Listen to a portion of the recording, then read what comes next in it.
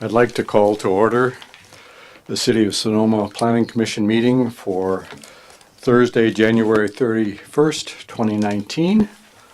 And with that, I'll have a call to order, please, Christina. Here. Here. Here. Here. Here. Thank you. And I'll ask Commissioner Willander to lead us in the pledge.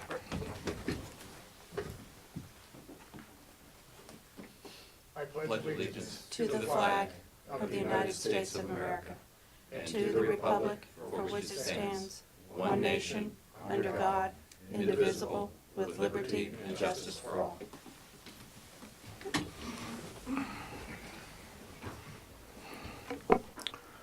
As usual, a couple of housekeeping items. Please put your cell phones and other devices in silent mode so they don't disturb the meeting.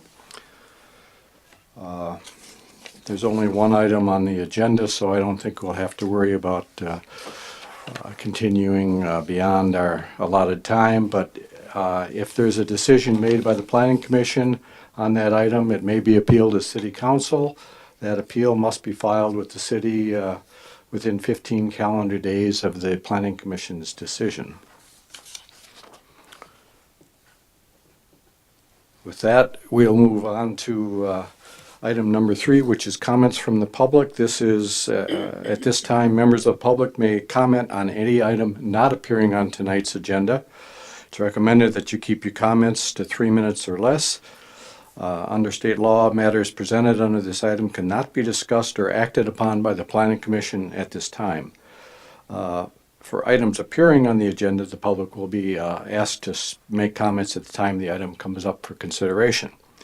So upon being acknowledged by the chair, please step to the podium, speak into the microphone, and begin by stating and spelling your name. Are there comments from the public on items not appearing on the agenda? Please approach.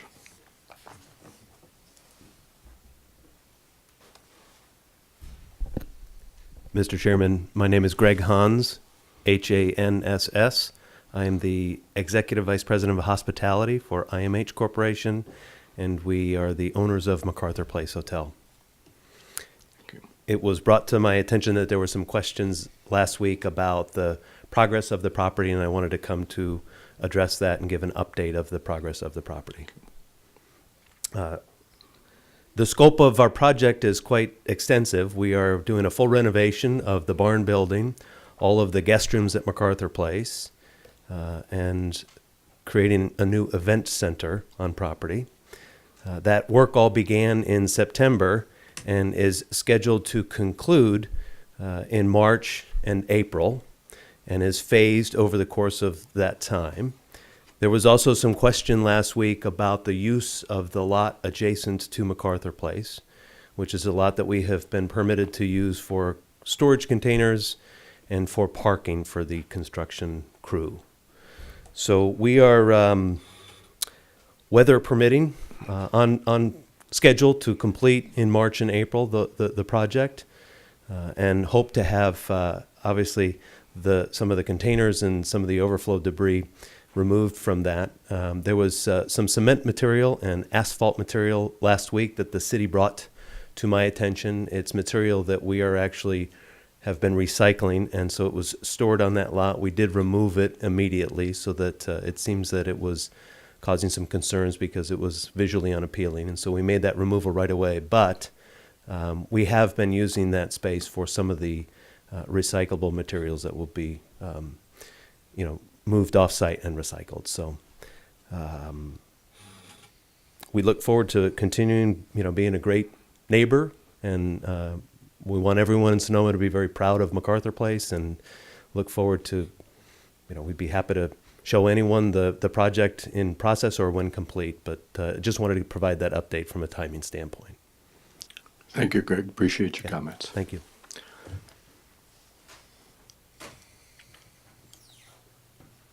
So I think, is there anyone else that would have a public comment? Items not appearing on the agenda. Seeing none, I'll close that item. That when that item comes up, you'll have your chance. So we move to the next item, which is review and acceptance of the agenda. Does anybody have anything that they want to change or on the agenda? It's pretty short. So seeing none, late correspondence. Yeah, Mr. Chair, Commissioners, we did hand one out, a hard copy on your desk, from Jennifer Palladini. I believe also throughout the course of today, you received one other letter that was forwarded to you and also posted on the web and provided to you from Mr. Conforti. That's all I believe we have for additional. Thank you. There is nothing on the consent calendar, so we will move on to the public hearings. Item 7.1 is a vesting tentative subdivision map application to subdivide an existing 4.87 acre lot into 18 legal lots of record at 853 4th Street West. Project includes a remainder parcel to continue to support parking for Sonoma Valley Hospital. The 18 newly created lots would support development of 16 single-family residences, 2 duplex units, and 12 accessory dwelling units. Application also requests action to approve a categorical exemption pursuant to Section 15332 of the state CEQA guidelines. With that, I will ask Christina to give us a staff report, please. Thank you very much, Chair Felder. This project, as was discussed, is continued from January 22nd for continued discussion of the vesting tentative subdivision map. Since the hearing on the 22nd, the applicant has submitted a revised vesting tentative subdivision map and a project data table to reflect the following changes. The map has been amended to include 2 common parcels, A and B, over portions of A Street that are adjacent to Hayes Street and 4th Street West. This change was to address concerns of the Planning Commission that land available for development on lots 4 and 5 and 14 and 15 adjacent to A Street, that it be as clear as possible on the map and to better inform the design review process so that deliberations about site coverage and other issues are as clear as possible. As a result of the changes as well, lots 4, 5, 14, and 15 have been reduced in size. And therefore, the general plan and development standards that would be applicable to the site changed as well. The standards didn't change, but the size limitations did. And as a result, the map was amended to revise the plans that were being proposed from plans 3X and 5 to plan 4 in order to meet all the zoning standards and demonstrate compliance with those requirements.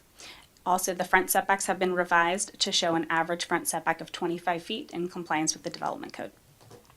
The duplex on lot 10 was relocated to lot 14 to better disperse the affordable housing throughout the proposed subdivision. And also, in order to accommodate that, Plan 4 has been moved to lot 10. The project data table was also revised to reflect changes to the map and to demonstrate compliance with site coverage as requested by the Planning Commission. And in addition to the 2 additional comment letters that we received, that's all I've got to comment on tonight.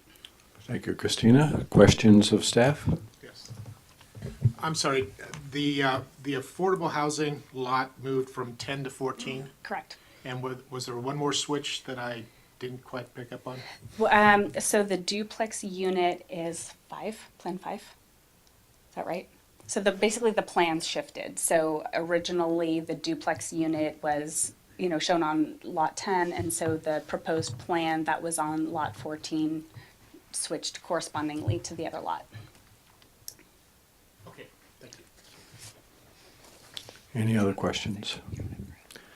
Seeing none, would the applicant care to speak? Yes, please.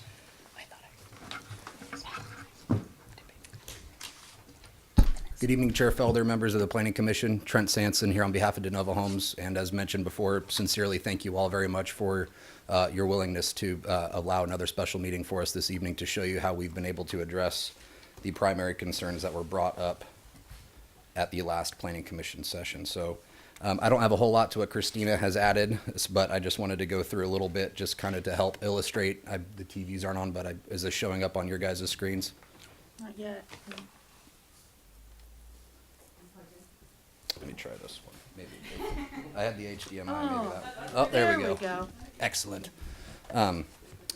So the primary concerns on the left-hand column that were discussed last week was confirming site coverage could be met, confirming the 25-foot front yard setback could be met, confirming that we could relocate the one duplex to better disperse the deed-restricted affordable housing units, confirmation for the transition between lots 9 and 10 in the existing parking lot, and how that will be handled with future landscape plans and improvement and grading plans. And the infamous blue doodle is gone. We've updated the map accordingly to show all of that. And then in the right-hand column, just a quick summary of how we've addressed everything. As Christina mentioned, all the lot lines and plans were adjusted to demonstrate how every single lot in this project could, or is, and will comply with the site coverage. And with future design review, we'll definitely be able to go through and add, modify, subtract, whatever with all the plans, with further discussion with you all to ensure that is all complied with in the future. The setbacks, everything was pushed back to meet the 25-foot setback average, and I do apologize beforehand for the 23-foot previously presented. That was honestly an oversight in those calculations, but we've updated everything accordingly. Lot 14 was enlarged, and then the rest of the lots were shifted over to the right so that the duplex could be moved from Lot 10 to 14 to better disperse the affordable housing. I have some images I'll show you to show you the sections between lots 9 and 10. And the existing parking lot. And as mentioned, the map has been updated to show the common area roadway parcels.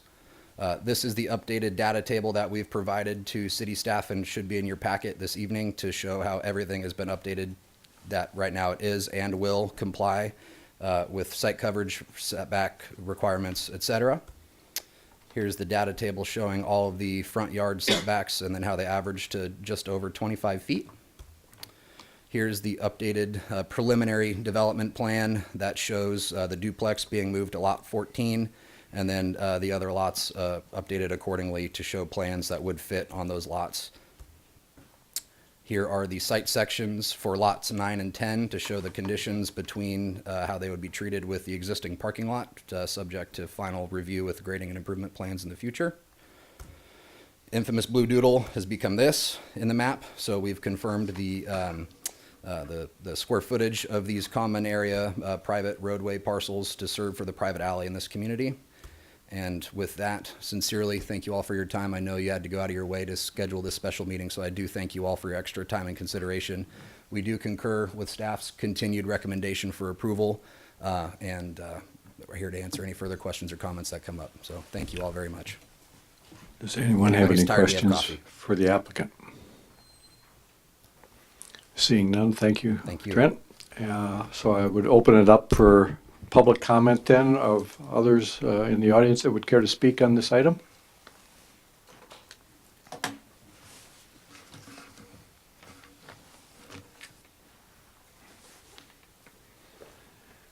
Good evening, Planning Commission. Fred Allebach at 19550 8th Street East. I came to the first hearing on this at the hospital basement when this project was first just an idea. And I remember at that time there was a number of members of the public who were advocating for affordable housing on the lot, Steve Barbose and Whitney Evans. And I've been advocating for as much affordable housing as can be got on that project. And I think that it's admirable that they designed the ADUs into the project here, and hopefully lots of them will be used for actual housing. But since there's really no requirement that they are, I don't really know that they will be. And so I was having a look through the housing element today just for funds. And you know, some of the things that starts out was to promote economic and social diversity, and that all segments of the economic segments of the community will be served, improving affordability for renters. 55% of renters are overpaying, and that was even before the fire. And citywide median rents are well above the level affordable to very low and low income households.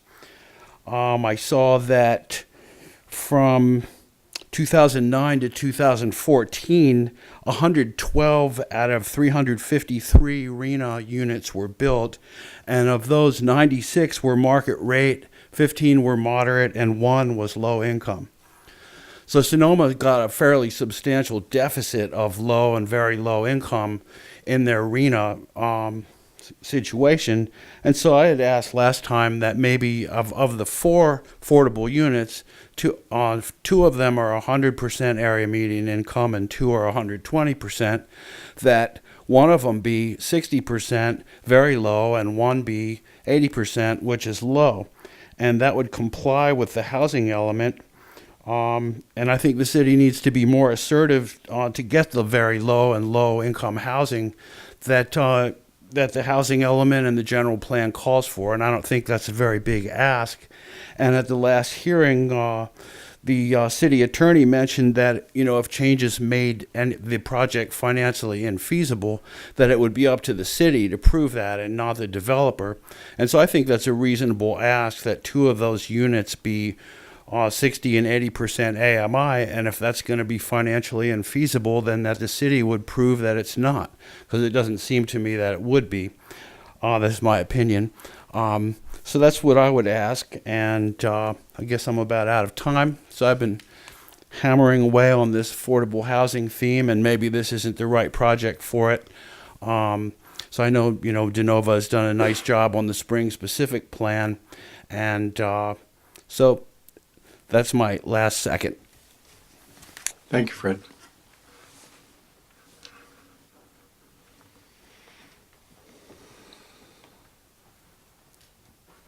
Hi, David Eicher, E-I-C-H-A-R.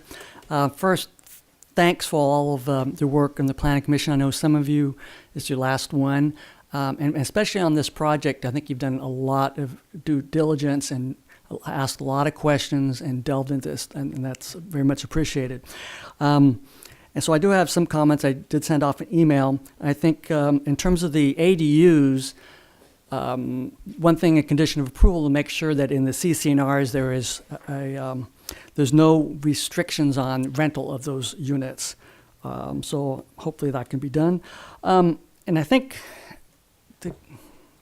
what Fred was saying, and I agree, we wish we could have, and I think most people would like to have a more variety of units of housing on this, not just, except for the inclusionary affordable ones. All of the market rate ones are, around 2,000 square foot and going to sell for about $1 million. So, it would be nice to have a mix of some of the market rate being a multifamily, or some of the single family homes being smaller, more maybe around 1,400, 1,500 square feet. And so, but maybe there's nothing that you can do, the city can do based off of its current development code to require the developer to do that, and that's a shame. So, and also, again, we have another project where the affordable inclusionary is much smaller than anything else, all the market rate. And so I just had a thought that maybe the inclusionary affordable units should be picked at random rather than the developer picking which units they are. And I think that way you're not going to have this continue on. And I agree with Fred that it'd be good if we could lower the affordable units to the low and very low. We do need more of those as well. And so in any case, thank you for all of your time, and looking for your decision. Thanks. Thank you, David.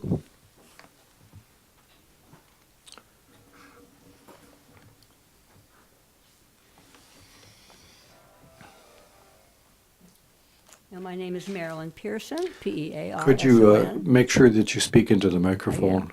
You can pull it down towards you a little bit. Okay. That'd be great. Thank you. So I'm Marilyn Pearson, M-A-R-I-L-Y-N, Pearson, P-E-A-R-S-O-N.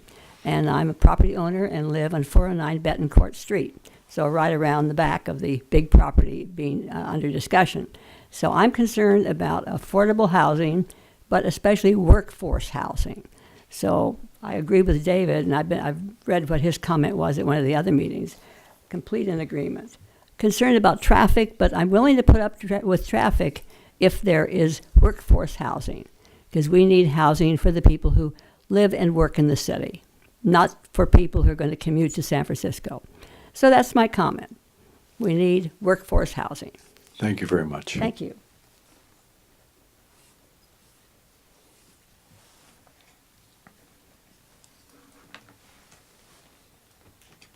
before you push the button on the clock, I wanted to thank all of the planning commissioners for their work over the many years that you've put in on general plans and various general or various planning efforts beyond just projects. And you are very diligent and hardworking, and I appreciate your focus and heart that you put in it. So thank you. Thank you, Vic. Just briefly, I think that the site coverage issue has not been resolved, and that the site coverage definition explicitly names detached garages and porches should be included in the calculations. It's very clear in black and white. It's not subjective. It's very clear. If you were to include just the garages in the calculations, all but a few of the lots would exceed the 0.40 site coverage. All the ones that are up near, at 0.38 or 0.39 or whatever, because you'd be adding 5 or 6 percentage points by simply adding 400 square feet, which has been removed from the calculation. The Sonoma residential zoning has some clear language in it regarding fitting into the neighborhood. I think this project is well designed, and the houses are reasonably well designed architecture, but I think they're going to stand out from the neighborhood in that they're all 2-story tall buildings, with the exception of the duplex units, which are 1.5 stories and smaller size, of course. So I think that Sonoma residential is not being adhered to. Also, there's language for varied building types be included. It says types. That's not sizes. What it's referring to is single-family residential duplexes, which are being provided. But types includes condominiums, townhouses, flats, other building types, which have different, typically different market sizes, just because of the realities of the market.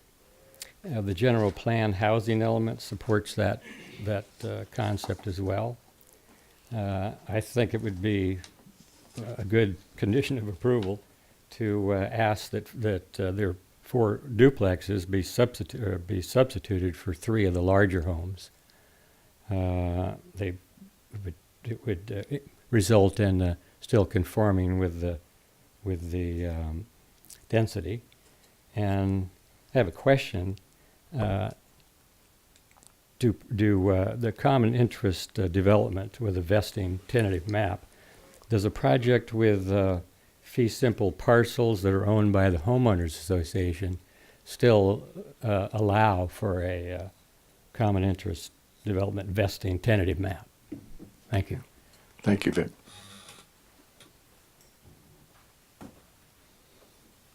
Anyone else?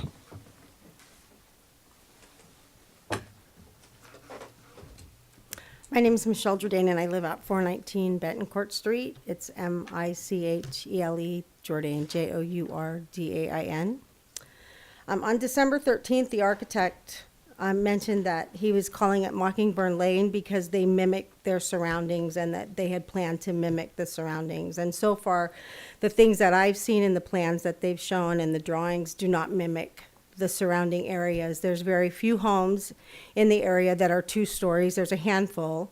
And one of the council members brought up at the last meeting that I was able to attend that the accessory units, he thought that the house had to be existing first before an accessory unit could be built. The parking on Betancourt, Andrex, and 4th Street, it's already impacted by the hospital. If each of these houses is 3 and 4 bedrooms with an accessory unit, that's another 2 bedrooms. If each one of those people has a car, there's anywhere between 5 and 6 more cars per unit. We have people I live on Betancourt, and there are several people on our street that they have 3 and 4 cars, and the street it's narrow.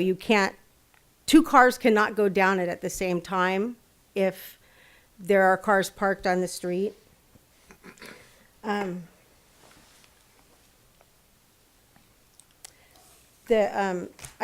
affordableness of the houses, to have the 2 condominiums, I get that, but it's like, I agree with the other gentleman. It's like, we need affordable housing for the people who work at our banks, at our grocery stores, that are school teachers, and houses that start at $900,000 are not affordable for the people who want to live here and work here. I'm fortunate that I live in my family's home, and that's the only reason that I can afford to live in Sonoma.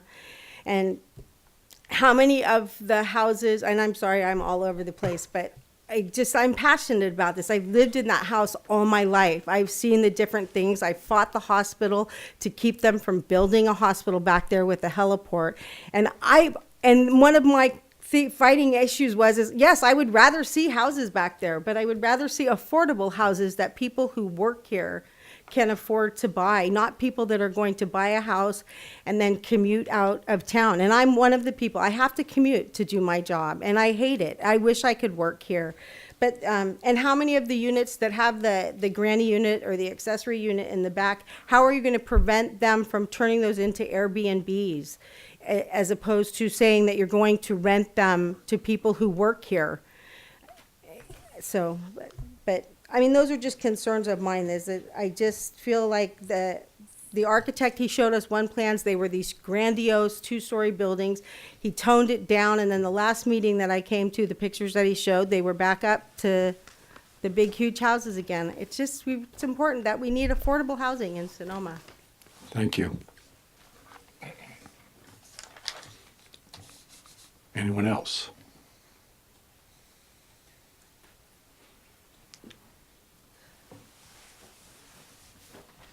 Hi, I'm Mary Fitzpatrick, Fitzpatrick. I live on 432 Betancourt Street. I've missed most of the meetings. Michelle didn't tell me about them. I didn't see them. I didn't get any notification. My big concern is I feel like the homes around the neighborhood, that's the workforce. Those are the people in Sonoma who can what they can afford to buy. And I'm very concerned about the congestion and how we're going to be affecting their lives with the traffic being so dense. These streets were not built for that many homes and that many cars. That's all I wanted to say. Thank you. Thank you. Anyone else? Last call. With that, I'm going to close the public hearing and bring it back to the commission for deliberation, discussion, possible action. Before we get into that discussion, I would like to, just for the record, put in some changes that I talked to our planner about today. In the conditions for project approval, there are a couple of dates that need to reflect the actual dates on the tentative map. The current map that's being presented in the packet is dated September 21st, and revision of January 25th. So that appears in that first section in the conditions for approval. In the resolutions, there was still language in there about exception under setbacks. The exception for setbacks of average of 23 feet, which I have asked Christina to delete since now the setback meets the 25-foot average. And then finally, in the resolution for the tentative map, again, in the project approval section at the bottom of that resolution, it has those same issues with dates where the revision date should state January 25th. But with those corrections in place, that's what we should be discussing tonight. I've got a question for staff.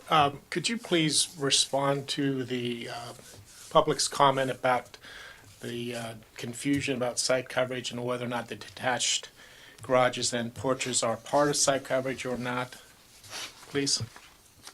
Yeah, absolutely. Thank you so much. So Mr. Conforti is correct that in the definition of site coverage and the table, there is a difference. Our interpretation is that the table in the Central West Plan area 3-16 is modifying the definition of site coverage to allow the exception for the detached garage and for the porch.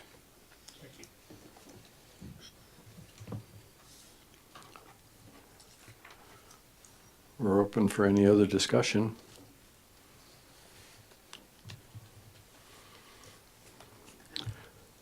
Mr. Yes, Chair, sir. if Yeah. I could just make a quick comment. Before you this evening are the resolutions. If you recall, there was no action taken on either of the resolutions. So we would be asking for your commission to take action on the two separate resolutions. Yeah, I was going to just launch into that. So we have a revised set of conditions for approval that were in the packet. Let's begin with that. Was there anything else that anybody wanted to add to those conditions of approval? I have a question about the conditions of approval. There's a condition in there that says site coverage shall be used unless the policy is changed. From what I understood, in terms of like, I believe the HAA, the rules of the road are sort of locked in place when the application is submitted, correct? Like when the application is complete, you have to use the rules that are on the books then. So under both the HAA as well as the Subdivision Map Act, which is where the vesting tentative map rules and regulations come, yes is the answer to that question. However, and well, state my however here, under the Subdivision Map Act, there is a provision in the Map Act that says after enacted rules, the applicant can choose to be subject to them. So in other words, while you can not restrict more, you theoretically can loosen, and the applicant could be make the choice to be subject to them. You just can't go the other way. You can't go the other way, right. correct. Okay, thank you. Did you want to add a condition?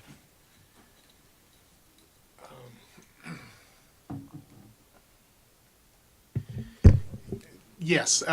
First, a question back to staff or a confirmation. I believe it's my understanding that the rules on the books do not allow for these ADU units on this project to be able to be used as vacation rentals. Is that correct?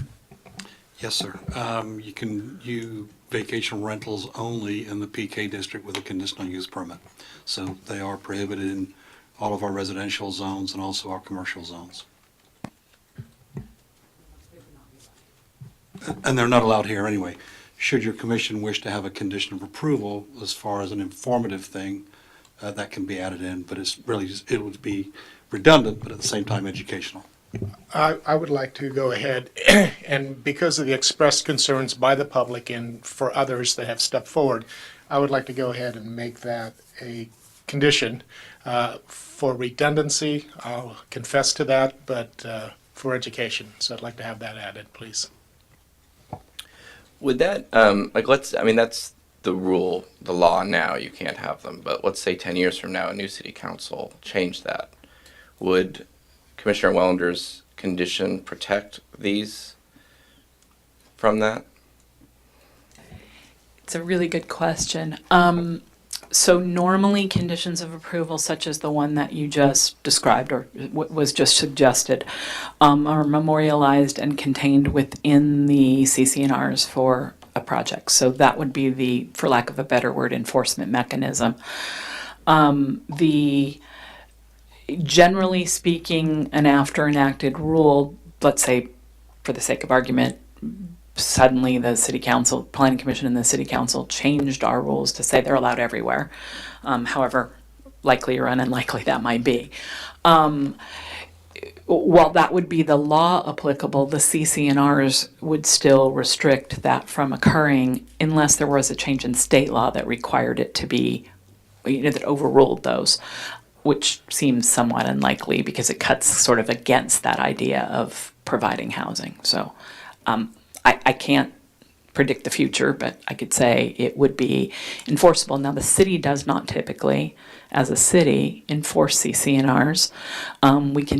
We impose a condition in CC&Rs that gives the city the power but not the obligation to enforce. So that's a standard condition that we require in CC&Rs, part of it for the review.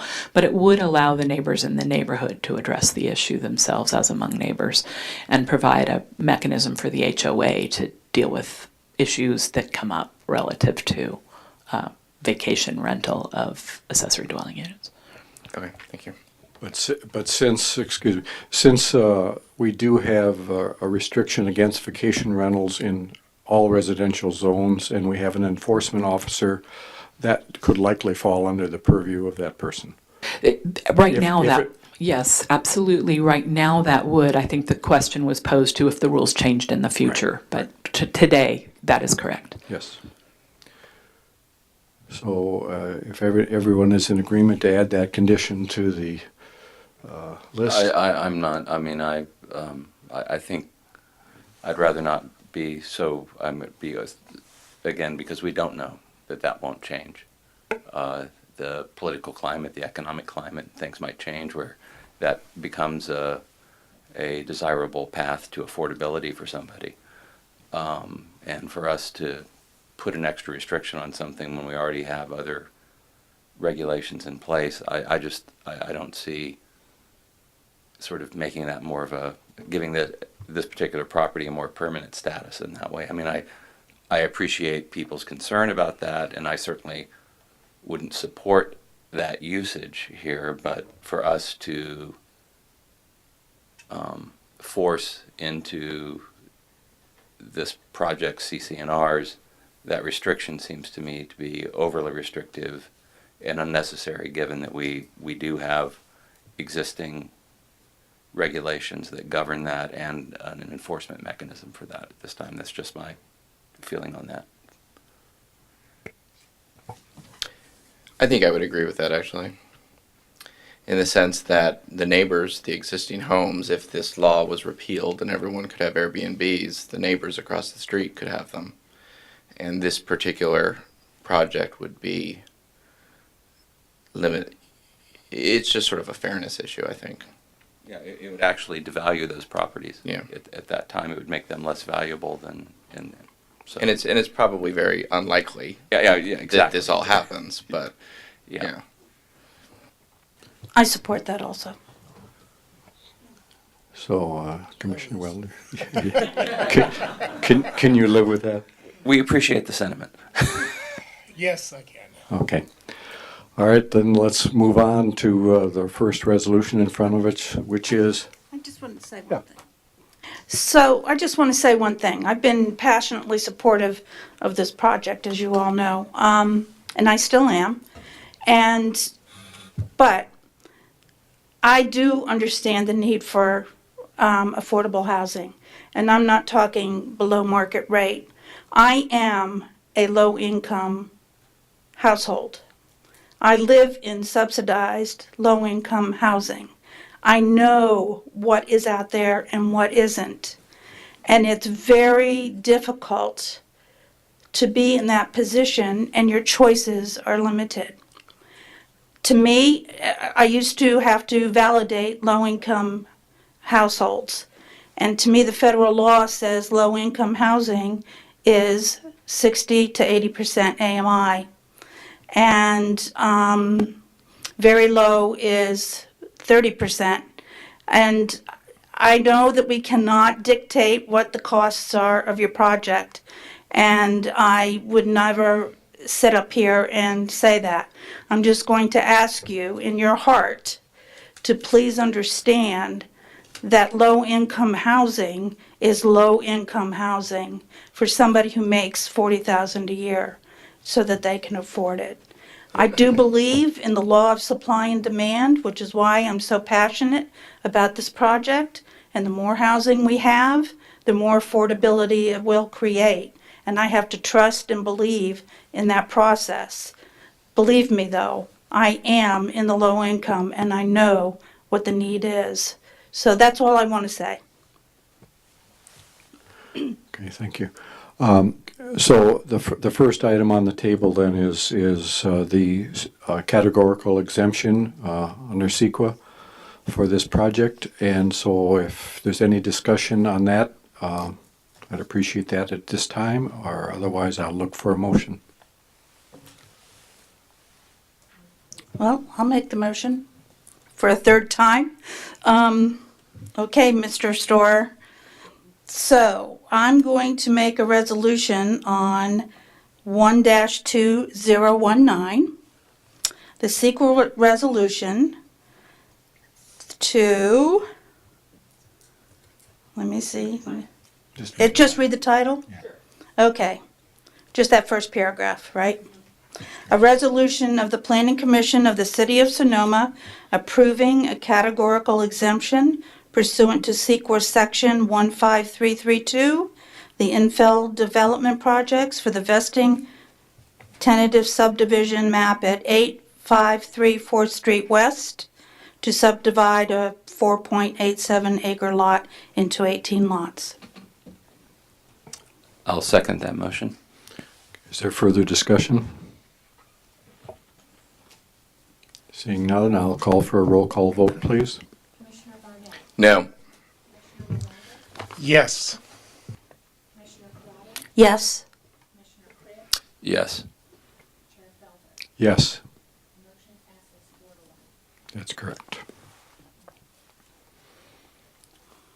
Okay, moving along to the next resolution on the table then. It's the resolution for the vesting tentative map. Is there any discussion on that one? I'll get on my soapbox next to Commissioner Corrado here on this one. I just thought I'd wait because I too have been an advocate of affordable housing, and as Mr. Alabak pointed out more than once, in the very early sessions of this, I advocated for even more diversity of housing than what the final project is. But I think, as I've also mentioned, sometimes there's various attributions, but I usually go with the Voltaire that perfect is the enemy of good. And like Commissioner Corrado, I'm kind of a supply side economist and feel like to make housing affordable, we have to have housing. And while this is not ideal or perfect, it does create new housing. And I think sometimes people don't put the holistic sense around that. I mean, for example, if you look at the fact that if this is going to be a $750,000, $800,000, $900,000 home that are there, that means that there's somebody who wants that $1 million home isn't going to go buy a $500,000 home and turn it into a $1 million home and take that out of the marketplace. It also means that if someone has parents that they want to put in the ADU, or they have an adult child that they want to put in the ADU, that's less demand that's being put on other housing stock in the community. So it is reducing the cost of housing across the board, and I don't think we always look at these things more holistically like that, and I think we should. And that's why, while it's not an ideal project in my mind, it's the project we have before us. It's the project that the property owner selected through a public process, the hospital board. I was at those very early meetings with Mr. Alabak as well, and the property owner made a decision about who they wanted to be the developer there, and this is the project that developer has brought forward. It's a compliant project. It does create housing, and yes, we are behind in our regional housing needs assessment. We'd have a lot more affordability at the low and very low income level if the neighbors had not fought the Altamira project so long, if it had not been appealed. There'd be 48. So to Fred's numbers, we could be adding 48 really super affordable housing projects. So, and another thing that, you know, and we, I think, often forget, and just, you know, going through this process as we do, the exactions we demand, this process we demand, all adds to the cost of housing. I think for people to characterize developers as somehow rapacious, or they're entitled to make a fair profit, but also we as a community impose a significant amount of the lack of affordability on our housing stock by our exactions in our process and our demands to go through these things. So that is something else, I think, as we look forward to the future, and we think about what can we as a community do to actually create true affordability.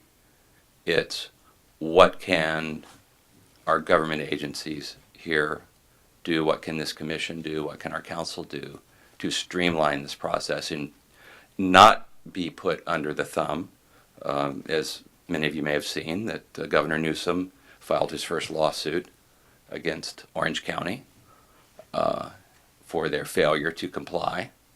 And I don't think we want to become that community that is going to be forced into doing something that we don't want. And so, stepping down from my soapbox now, I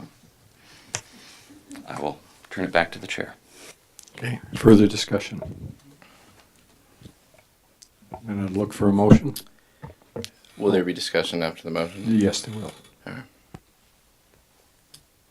I will move to approve Resolution 2-2019, a resolution of the Planning Commission of the City of Sonoma approving the vesting tentative subdivision map at 853 4th Street West to subdivide a 4.87 acre lot into 18 lots. I second. Mr. Chairman, before you take a vote on this, just a point of clarification for the maker of the motion and the second. That includes the changes that Chair Felder read into the record prior to, just want to clarify the motion, including the changes that Chair Felder read into the record prior to the vote on the motion. Including the changes that Chair Felder recommended. Thank you. I assume the seconder agrees. I do. Thank you. Further discussion? I do have a question that I'd like to defer to staff again. I believe last time we gathered, this vesting of the tentative map principally is snapping the property lines and illustrating how this parcel is going to be broken up into the individual parcels. Is that my interpretation? Yes, and you may recall there's conditions of approval that require the design review component that you're not discussing tonight will be coming back to this commission. So just a few thoughts about this project. I did not support the exemption. I still think that the urbanized area issue is a important one, and I look forward to further discussion about that with this planning commission and perhaps at a higher level. But now that the exemption has been approved, I have to look at the tentative map, and in my view, based on the changes to the tentative map, it complies with the code, and so I think that's sort of our responsibility. If it complies with the code, and the CEQA environmental document has been approved, we should approve it. Now, I think the issues brought up by the public throughout this process about affordable housing and workforce housing, I think, are very important ones. And I think that that's ultimately a city council sort of policy discussion. I think the in terms of the lower AMI units, from what I understand, our code, there's sort of a trade-off, at least from what I understand how the code has done it. Most cities actually have lower inclusionary percentages than we do, but we have a higher inclusionary percentage. But in response, and the trade-off is you don't have to do very low or low income. You can do moderate, but something like that. It's half moderate, half low. Half Yes, moderate, it's- half low. Yeah, we don't go into the VLI category. Right, and so, but my point in bringing that up is all of that has been considered and thought, and it's currently in the code and city council policy.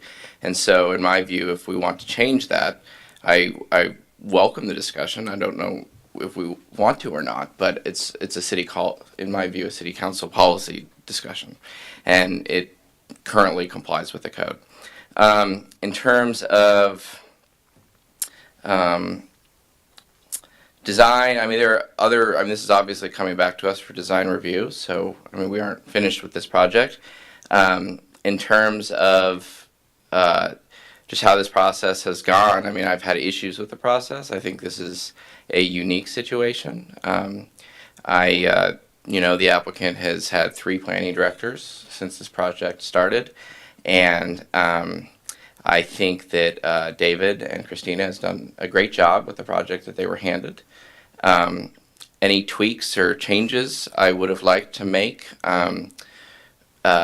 should have happened earlier in the process. And but to Commissioner Cribb's point, I don't want to, the perfect can be, I guess, the enemy of the good. And I think, in general, I think that this project is sort of fulfills the spirit of what was perhaps intended for this neighborhood and for this area. And so, in terms of, if I can step on my soapbox briefly, in terms of the supply issue, I just would like to sort of counter that. Supply and demand is, there's the law of supply and demand, but if you're going to start bending the price curve, you're going to have to create so much supply, because Sonoma has a tremendous amount of demand from people that live and work here, from people who want to buy second homes, from people who want, vacation homes, for people. I mean, there's so much demand for Sonoma that to bend the price curve, we will have to, we would change Sonoma, And so it's not as easy, like, oh, let's just build housing, prices are going to go down. I haven't seen one study, all the studies I've seen say the opposite. And so if given that building more and more housing is not going to lower prices, then we should be, in my view, very careful with the new housing we add. And I think the CEQA process, and I think our city's process is a good one. And recently we discovered we had the lowest housing fees in any Sonoma County city, if not any city our planning director worked in. In my view, it's been fairly cheap for developers to create housing in Sonoma compared to other cities, and it hasn't been happening. And so I would just counter some of those comments. I think we need to approach every project seriously and with the gravity it deserves, because this is going to outlive all of us. This will be here for 100 years, and if it takes an extra month or 2 to get it right, I think we owe that to our neighbors and the future of Sonoma. So I also want to make a comment. I don't know how many meetings we've had on this project now, but I've been very, very impressed with Trent and DeNova. I know at times it probably appears that I was not, but I was more, concerned about the process and exemption issues and other issues that didn't really relate to the project. And as I said at the last meeting, didn't really even get to talk about the project until the last meeting. So I can see why the hospital district selected this builder. I think they're a great addition to our community. This will be the second project, and hopefully there will be more. So I'm happy to, for those reasons, I'm happy to second this. Other discussion? I'd just like to add, first of all, appreciation to both the applicant and staff for persevering in the process that we put all of you through. But I think it was an important process for us as a commission to go through to make sure that we got the best possible outcome, given all of the things that we had to deal with and the constraints that we were under. So again, thank you to everyone that got us to this point, and now I would call for a roll call vote. Commissioner Burnett. Aye. Commissioner Williams. Aye. Commissioner Grotto. Aye. Aye. Aye. 5-0. Congratulations to DeNova, and good luck with the project. Thank you all so much, and again, echoing to staff, very much appreciate everybody's time, sincerely. Thank you all very much, really do. Would you like me to leave coffee for you all, or do you want me to take it back? Excuse me. Trent, could you step to the microphone? We're not going to let you off, right? Sure. We have a comment. Yes. And this goes forward to the design review process that I guess we'll be involved in down the road. I know that one of the residents talked about that the infill development should respect the immediate context. And there's been a number of comments about size and scale and two-story versus one-story. In driving around, another citizen mentioned that there are half a dozen two-story houses in that area, and I can attest to that because I was driving around looking for them. I would strongly encourage you in the design phase to give serious consideration to including, I would say, up to 25% single stories. I think that part of the richness of a community is some diversity. I would have been equally as critical of the Sebastiani development back in the 50s where there was no diversity there either. And yet they were small, bungalow type, but there was a lot of sameness. So again, I would personally, I can't speak for the rest of the commissioners, but would welcome some different scale and some single story, because I do believe that there is a market for single story homes. Definitely. And thank you so much. And I forgot to mention before, our intent after this meeting here this evening is to huddle back up with city staff. And before submitting another formal application for the design review process, I would much rather prefer having a formal study session before finalizing those materials and preliminary architecture to make it final architecture to then be back before you for another hearing. So we'll take those comments to heart and get with our team, work with your staff, and try to do that. And just to follow up on that, I remember at our first study session, you had these like 1.5 story plans. Do you Yes, remember those that yeah, like looked like one story, but they were actually, yeah. Yeah, our plan 2 in the current preliminary package was our intent to try to follow that, but I definitely hear the feedback that that is still looking too much of the same like everything else, and we'll definitely work with our design team to try to create more of that diversity that's being sought. Yeah, I certainly echo a lot of the remarks that I heard from other people on the dais up here that, and I hope that you do take that to heart. You've heard also from the community, and I think we will end up with a much, much better project if we can take it a step further to try to accommodate as much as we can. Definitely, I agree. Thank you. Thank you.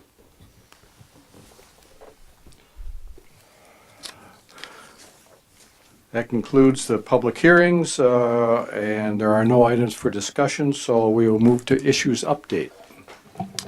No issues, Mr. Chair. Just want to say thank you to Commissioners Corrado and Cribb and also Jensen for representing the city of Sonoma these years, and wish that they were to come back and visit us from time to time. That's all I have for tonight. I'm a podium hunger. No Be cake? careful what you wish for. Yes, seriously. And I would like, as chair, to add my personal thanks to the service that you have given this community and on this commission. And we appreciate all of the hard work that you've given us and appreciate your efforts. So thank you very much. Welcome. You're welcome. Any other comments from the commission? Actually, I was on my soapbox for a minute. I have 2 more small items. And I'll present these to Planning Director Storer, since we don't know who the new chair will be going forward. But I would like to donate a copy of The High Cost of Free Parking, all 800 pages, to this commission for their study and perusal going forward. As a serious consideration, I think 2 issues that have come up frequently in discussions are parking and greenhouse gas emissions. And I think they're at odds with one another. And I know where I side, and I think if some people even just glance through this, they might come down on the side of greenhouse gas emissions needing to be eliminated. And then to my point to Fred, I just made a little what I'm calling the housing scorecard, because one of the things that I am proudest of in my service on this commission is the amount of affordable housing that has been approved by me and others. And right now there are 113 housing units including 62 inclusionary units for lower income individuals and families that were approved by this commission and yet to be built. And the sort of my parting challenge to the newly constituted commission is to, contrary to Mr. Barnett's thing about this won't be Sonoma, I think by building housing for the people who work here rather than having them commute from long distances will enrich the character of our community and not diminish the character of our community. So I hope that going forward we'll have far more inclusionary housing. So I'm going to leave those for the What is the Planning Director. Thank status of Altamira? Have they gotten their funding? Do you know? I would just like to respond to that. Absolutely, building housing for people that live and work here contributes to our community. What we deal with is a large demand for Sonoma from people that don't live and work here, and so that creates a pressure. And let's say there's demand for generally, not in each price segment, but 5,000 homes in Sonoma until the price curve starts to build. 5,000 new homes in Sonoma will change Sonoma. Now, it's not a bad or a good thing. People will have opinions, but it'll be different, and that's all I'm saying. But adding 20 homes here and 30 homes here is not going to even begin to change the price curve, and so it bothers me when I hear people throw out, economics that aren't based on any reality, in my view, respectfully.